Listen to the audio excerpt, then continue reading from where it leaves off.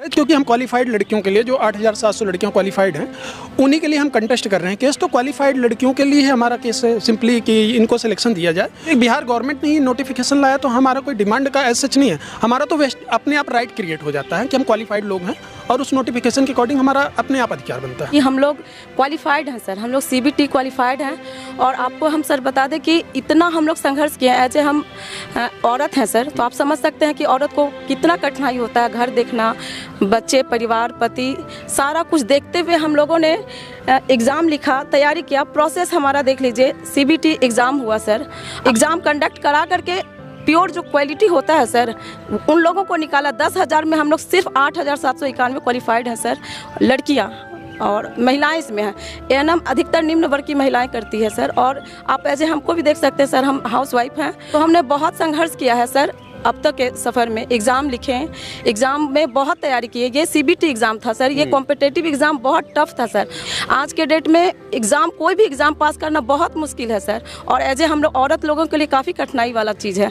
तो वो सारे दौर को हम पार करके हम लोग रात रात को पढ़े हैं सर, बहुत ज़्यादा मेहनत किए हैं सर। और इसमें निगेटिव मार्किंग था सर, और निगेटिव मार्किंग नॉर्मलाइजेशन करके हम लोगों ने इतना अच्छा रैंक लाया है सर। मेरा आपकी मेहनत को सरकार ने दरकिनार कर दिया। जी सर, जी सर। आपको बता दें, बिहार में एक एग्जाम था ANM का, उसमें 10,709 वैकेंसी थी। कि बच्चों को नौकरी नहीं मिल पा रही, उनको बहुत कुछ समस्याओं का सामना करना पड़ रहा है। जो वहाँ की जो एक इसी में पिटिशनर हैं अंजलि कुमारी, उनके जो एडवोकेट हैं, सुप्रीम कोर्ट के वरिष्ठ एडवोकेट हैं देवेंद्र सर, कैसे देख रहे हैं जो इनको इतनी समस्याओं का सामना करना पड़ रहा है? क्या है पूरा मामला?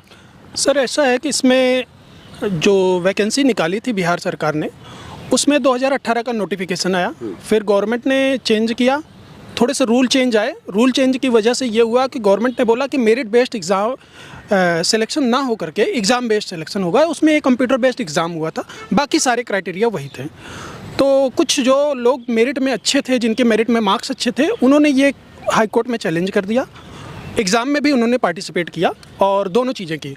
और तो अभी क्या है कि हाई कोर्ट में सिंगल जज की बेंच ने और उसके बाद LPA में गए डबल जज की बेंच ने, दोनों ने ये उनके फेवर में जजमेंट दिया कि नहीं, जो रूल चेंज था वो रूल चेंज बिहार सरकार नहीं कर सकती थी। ये आर्टिकल 309 में करती है बिहार सरकार, तो वो बोला कि बिहार सरकार नहीं कर सकती है। जबकि रूल चेंज में ऐसा कुछ नहीं था, क्योंकि वो जो मार्क्स बेस्ड सिलेक्शन होना था उसकी जगह मेरिट बेस्ड सिलेक्शन का क्राइटेरिया रखा गया था, जिससे कि जो नॉन मेरिटोरियस कैंडिडेट्स हैं उनको एक तरह से बाहर निकाला जा सके। ठीक है, तो उसको जो है, जो LPA में जो बिहार हाई कोर्ट का डिसीजन आया था, उसको यहाँ पर अंजलि कुमारी ने चैलेंज किया और भी पिटिशनर्स आए हैं। अंजलि कुमारी उसमें मेन पिटिशनर हैं। तो इस केस में फिर क्या हुआ कि अभी आज ये सुनवाई तय थी। जस्टिस PS नरसिम्हा और जस्टिस पंकज मित्तल की बेंच ने ये कहा कि नहीं, ये जो है आपका कोई वेस्टेड राइट क्रिएट नहीं हुआ था। जो कॉन्ट्रेक्चुअल बेसिस पे जो संविदा पे लड़कियां हैं उनको बोला कि नहीं, आपका वेस्टेड राइट कोई क्रिएट नहीं हुआ था इसलिए। और दूसरा क्या है कि उन्होंने बोला कोई आर्बिट्रीनेस नहीं है, कि आपके साथ ऐसा कुछ नहीं गलत हुआ है, क्योंकि सारी लड़कियों ने एग्ज़ाम में पार्टिसिपेट किया, जितने भी कैंडिडेट्स थे सारे ने एग्ज़ाम में इक्वली पार्टिसिपेट किया, तो किसी के साथ किसी भी लेवल पर कोई डिस्क्रिमिनेशन नहीं हुआ। तो कोर्ट ने बोला कि आपके साथ तो कोई डिस्क्रिमिनेशन नहीं हुआ, फिर भी आपको अब नोटिस इशू किया जाता है। और इसमें जो है साथ में बिहार सरकार को नोटिस इशू किया कि बिहार सरकार का स्टैंड जानने के लिए, क्योंकि बिहार सरकार का स्टैंड बहुत महत्वपूर्ण है। और बिहार सरकार इस स्टेज पे उसका स्टैंड, चूँकि सिंगल जज की बेंच और डबल जज की बेंच पे क्लियर था बिहार सरकार का स्टैंड, तो वही स्टैंड यहाँ भी रहने की संभावना है। वकील साहब, आपकी क्या मांग है सुप्रीम कोर्ट से? आप इन बच्चों के लिए क्या मांग रखना चाह रहे हैं? नहीं, हमारा तो शुरू से स्टैंड है, क्योंकि हम क्वालिफाइड लड़कियों के लिए जो 8,700 लड़कियां क्वालिफाइड हैं उन्हीं के लिए हम कंटेस्ट कर रहे हैं केस। तो क्वालिफाइड लड़कियों के लिए हमारा केस है सिंपली कि इनको सिलेक्शन दिया जाए। और जो ऐसे एकेडमिक जो लेवल पे हैं उनका एकेडमिक में, चूँकि बिहार गवर्नमेंट ने ही नोटिफिकेशन लाया, तो हमारा कोई डिमांड का एज सच नहीं है, हमारा तो अपने आप राइट क्रिएट हो जाता है कि हम क्वालिफाइड लोग हैं और उस नोटिफिकेशन के अकॉर्डिंग हमारा अपने आप अधिकार बनता है। ये क्योंकि 2023 से लेकर के 24 तक सिंगल जज की बेंच ने, डबल जज की बेंच ने बहुत तेज डिसीजन दिया, क्योंकि बिहार सरकार ने भी बोला था हाई कोर्ट में कि हमको ये नियुक्ति प्रक्रिया रोक नहीं सकते हैं, क्योंकि एएनएम की बहुत शॉर्टेज है बिहार में। एएनएम की सारे कॉन्ट्रेक्चुअल एएनएम के थ्रू सारा काम हो रहा है, इसलिए उनको बहुत ज़रूरत थी। तो अभी इसीलिए सुप्रीम कोर्ट ने भी बहुत इसका संज्ञान लेते हुए मतलब जो एडजमेंट दिया है बहुत छोटा दिया है, ट्यूसडे के लिए मैटर लगा हुआ है। तो हम अंजलि जी से बात करेंगे।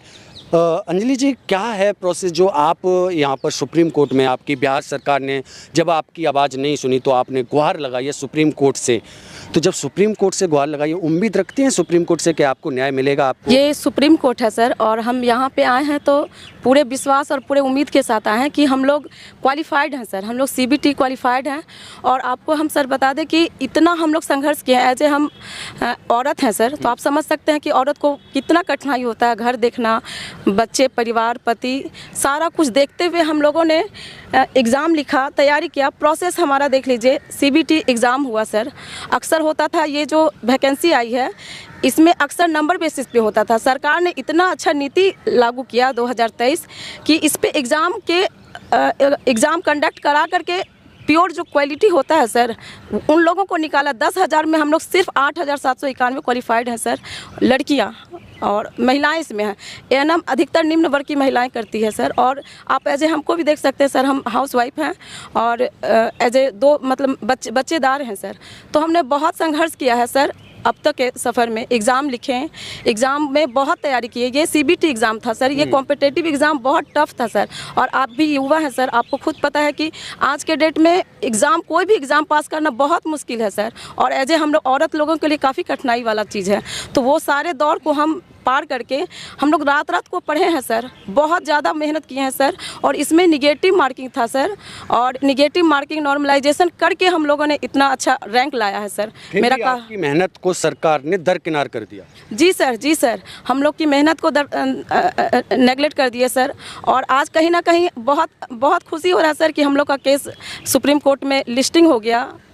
तो ये हम लोगों के लिए बहुत ये है, और उम्मीद करेंगे सर कि सुप्रीम कोर्ट में हम लोग बहुत उम्मीद से आए हैं सर कि हम लोगों की जीत हो। और जितनी भी CBT क्वालिफाइड है, ये एक बहुत बड़ा पूरे हिंदुस्तान में मैसेज जाएगा सर कि सरकार ने, सुप्रीम कोर्ट ने क्वालिफाइड जो पढ़ने वाली लड़की है उन लोगों के पक्ष में निर्णय दिया सर। हम सरकार से गुहार लगाने आए हैं सुप्रीम कोर्ट कि CBT क्वालिफाइड सफल अभ्यर्थी का चयन करिए सर, ताकि आने वाले कर में सर एक और चीज़ हम बताएंगे कि स्वास्थ्य विभाग ऐसा विभाग है जहां आप किसी प्रकार का कोई लापरवाही नहीं कर सकते हैं, क्योंकि ये जीवन और मृत्यु की बात है सर।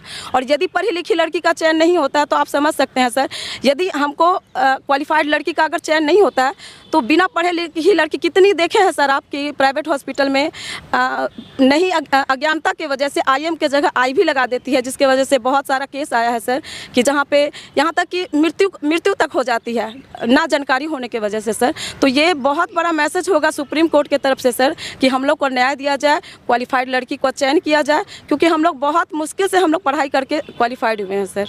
तो आपने जिस तरह से जो सिचुएशन को देखा है कि जो एएनएम की जो 10,709 जो वैकेंसी निकली थी, उनमें से जो बच्चों का सिलेक्शन हुआ था, क्वालिफाइड हैं, उनको नौकरी नहीं मिली है, उसकी वजह से वो सुप्रीम कोर्ट का उन्होंने दरवाज़ा खटखटाया है। क्या लगता है अब सुप्रीम कोर्ट इनके पक्ष में निर्णय देता है या नहीं देता है? एक नोटिस इशू कर दिया है बिहार गवर्नमेंट के लिए, तो अब देखने को होगा कि इसमें केस में क्या कुछ होता है। सुप्रीम कोर्ट को इनके पक्ष में, इनको जो इनका अधिकार है, ये दर दर जो भटक रहे हैं उनको न्याय मिले। धन्यवाद।